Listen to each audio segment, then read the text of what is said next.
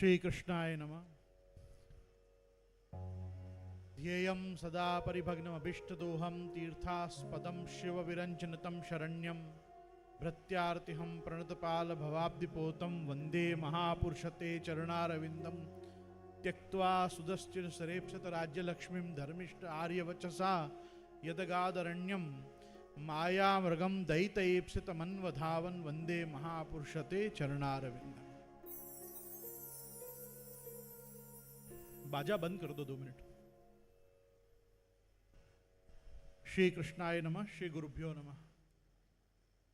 उपस्थित गुरुदेव पूज्य पितृचरण श्री सरकार श्री, सभा में उपस्थित बड़ों में समस्त जनाना,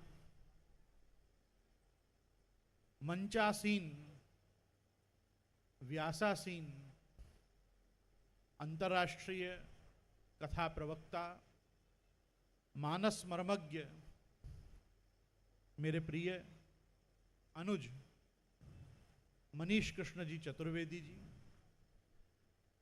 और समस्त कीर्तन वृंद पंडित जी, और आप सभी प्रिय वाल्लभीय श्रोताजन, सर्वप्रथम तो इस कार्यक्रम को फेसबुक लाइव, यूट्यूब लाइव के सहित राष्ट्रीय अंतर्राष्ट्रीय स्तर पे अपन सबके महद भाग्य को और जागृत करने के लिए 2024 वल्लभ जयंती के उपलक्ष्य में एवं इस वर्ष सप्तपुरियों में से श्रेष्ठ एवं प्रथम ऐसी अयोध्या नगरी में रामलला के पुनः प्राण प्रतिष्ठापन महोत्सव से आपके मंदिर के नवनिर्माण को मनाने के लिए और वल्लभ जयंती के इस उपलक्ष्य में इस वर्ष एक बड़े कार्यक्रम के रूप से भक्ति सेतु परिवार, भक्ति सेतु आचार्य परिवार, बाल बोधिनी पाठशाला एवं विठलेशाचार्य ट्रस्ट की ओर से मैं गोस्वामी गोविंद राय आप सभी भगवत भक्त, राष्ट्र भक्त, गोभक्त, सनातन धर्मावलंबी आस्तिक जनों का खूब खूब स्वागत करता हूं। आज व्याख्यान में तो प्रथम दिन बहुत कुछ बताना था, कहना था, परंतु आज अपन मध्याह्न काल से ही प्रथम दिन होने के कारण जो थोड़े अपने समय से बाहर चल रहे हैं, इसलिए मैं ज़्यादा समय किसी का भी नहीं लेना चाहूँगा। कथा का जो अपना क्रम है वो 3 बजे से 7 बजे का क्रम है, और 3 बजे से 7 बजे के मध्य में ही अपन को कथा रस में डूबना है और कथा रस पान करना है, और अपन को इस मर्यादा के साथ ही चलना है, और इस मर्यादा में हम भी बंधे रहें। इसलिए मैं समस्त श्रोताओं से आग्रह करूंगा, ये मैं मानता हूँ इस समय बहुत गर्मी है, परंतु फिर भी कथा का आनंद लेने के लिए आप समयसर आएं और हम समयसर आपके सामने कथा पक्ष को सविस्तार, रसमय, संगीतमय और शास्त्रमय पद्धति से रख सकें। इसलिए अपन दोनों ही समय मर्यादा का पालन करें। ऐसे इस महोत्सव में हमने राम जन्म, जो नव्वान्न पारायण के क्रम में तृतीय दिन आता है, इसमें अपन ने परसों राम दरबार नाम का भी एक कार्यक्रम रखा है, जो आपको अन्य अन्य बैनरों से विदित है। पद्मश्री डॉक्टर जगदीश त्रिवेदी जी भी यहाँ आएंगे, और कथा के बाद थोड़ा सा अल्पाहार के बाद रात्रि तक वो राम दरबार के रूप में आपके सामने अपने विचारों को और अपने कला को रखेंगे। साथ ही में राम विवाह के दिन वेद मंत्रों से मंत्राक्षता करने के लिए पारडी के स्वाध्याय वेद पाठशाला, स्वाध्याय मंडल वेद पाठशाला पारडी से भी सब ऋषि कुमार आएंगे, और अपने यहाँ कथा के बाद वो अपने ढंग से चारों वेद के मंत्रों से रामचंद्र जी और श्री सीता जी के विवाह को मंत्राक्षता आप प्रदान करेंगे। ऐसे छोटे बड़े काफ़ी कार्यक्रम अपन ने ये 9 दिन में रखे हैं, जिसका आप सब मेरे साथ आनंद लेंगे। अपने बीच में इन्हीं दिनों में जब जब संत महंत पधारेंगे, हमारे द्वारा जिनको आग्रह किया गया है वो महानुभाव पधारेंगे, तो उनका यथा समय हम सम्मान भी करते चलेंगे। और हम 2 प्रकार से इस कथा पक्ष में पूजन का भी क्रम हमने रखा है कि जो मनोरथी प्रारंभ से सपरिवार आ सकते हैं वो कथा शुरू होने के पहले पूजन करेंगे, और जो लोग बाद में सपरिवार आ सकते हैं वो लोग कथा के बाद में भी पूजन कर सकते हैं। किसी की दोपहर की पूजन रह जाए तो वो भी आप समिति सदस्यों को लिखा के सायंकाल के पूजन में भी आप आ सकते हैं, लेकिन सपरिवार आना है, भारतीय परिवेश में आना है। और हमको हमारी जो 9 दिन की हमारी रंग श्रृंखला है उस श्रृंखला में आबद्ध होके कथा रस का आनंद लेना है। नित्य यहाँ कथा के उपरांत अल्पाहार की व्यवस्था है, और साथ में महाप्रभु जी के उत्सव पे अर्थात 4 तारीख के दिन यथा भक्ति सेतु हवेली प्रांगणे तद्वत तपेली का क्रम यहाँ सभा के अनंतर आप सबके साथ है। तो ये हमारे 9 दिन का एक शेड्यूल है जिसको मुझे आप सबको बताना था, साथ में आपको आह्वान देना था कि अभी तो वीक डेज हैं इसलिए पुरुषों की संख्या कम है, लेकिन जैसे जैसे सैटरडे और संडे वीक डेज के बाद वीकेंड आएंगे तो मैं एक्सपेक्ट करूंगा कि आप सब पुरुष वर्ग भी सपरिवार कथा का आनंद लें। मुझे बहुत प्रसन्नता है कि मेरे एक बार आग्रह करने पे शास्त्री जी ने इन डेट्स में अपना समय अपने को वापी को दिया, और आज हम थोड़े लेट हुए और हमको गर्मी ने बहुत परेशान कर रखा है, तथापि जितना भी कथाक्रम हम आज सुन पाए उसमें हमको बहुत आनंद आया। तो इसलिए मैं खास पूज्य सरकार श्री की ओर से भी और अपने पूरे परिवार की ओर से बहुत इस चीज़ का धन्यवाद और बधाईवाद शास्त्री जी को अभिव्यक्त करना चाहूँगा कि उन्होंने जो भी क्रम आज लिया बहुत सुंदर लिया। और रामायण की ये ज्ञान यज्ञ में 9 दिन के इसी प्रकार से कथाक्रम चलता है। श्रीमद् भागवत से ज़्यादा संगीतमय रामायण होती भी है। पहले रामायण ही प्रायः संगीतमय ज़्यादा हुआ करती थी, आज अति संगीत का प्रयोग करके भागवत जी की भी दुर्दशा ही की गई।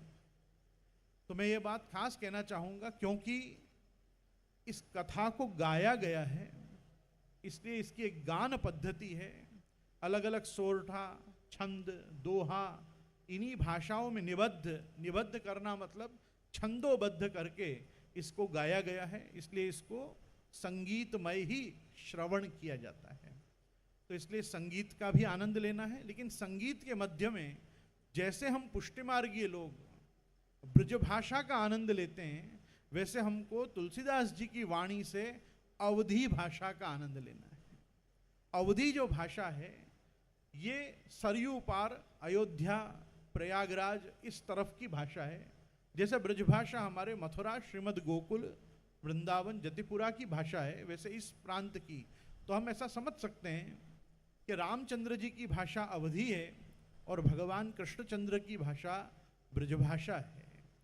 और मैं कल से जब व्याख्यान के क्रम में आऊँगा तो जो भी शास्त्री जी ने कथा पक्ष रखा होगा अपने समक्ष, इस पे यथावकाश जो प्रकाश करना होगा वो भी करूँगा।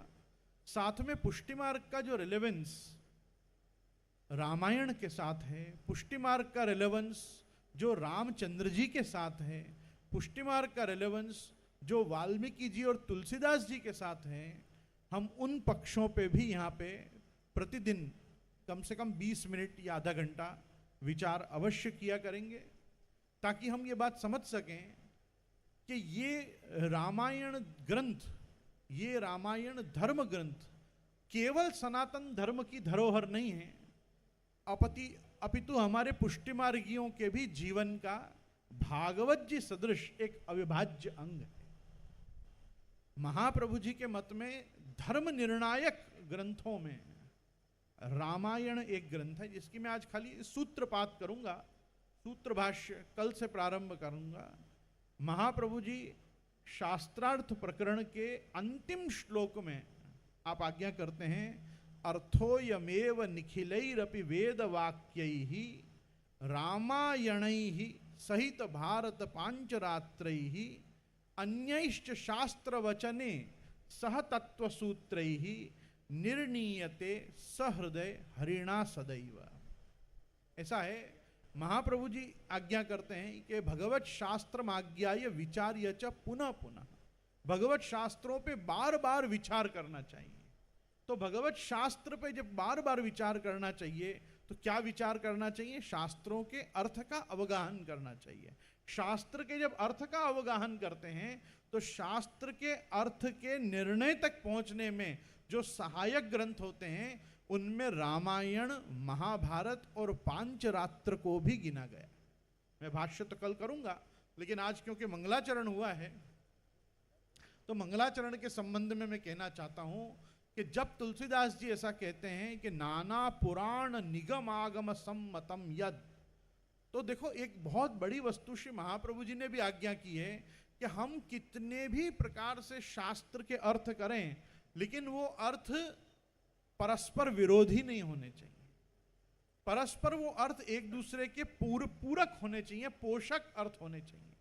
तो यहां पे भी जब रामायण को कंपाइल किया तुलसीदास जी ने, उसको एक जगह पे लाया गया, तो अलग अलग पुराणों में जो गेय रामचरित्र है उनका जब निरूपण किया गया तो इस बात का ध्यान रखा गया कि किसी एक पुराण की कथा दूसरे पुराण के चरित्र को काटे नहीं, अपितु उसको और विस्तार से समझाए।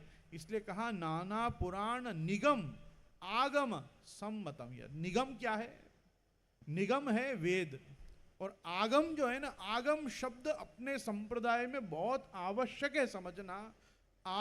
आगम शब्द का अर्थ होता है आगतम शिव वक्रेभ्यो गतम च गिरिजा श्रुतौ मतम च वासुदेवस्य तस्माद आगम उच्यते।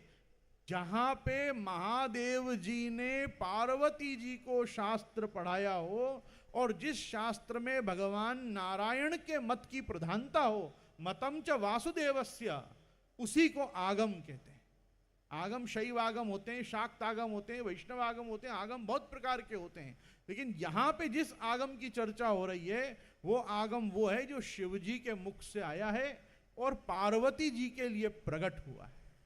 तो आज हमने केवल विवाह के दर्शन किए, श्रवण किए।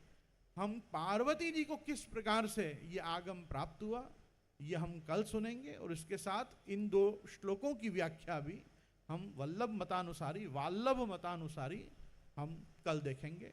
श्री गोवर्धन नाथ की जय, रामचंद्र भगवान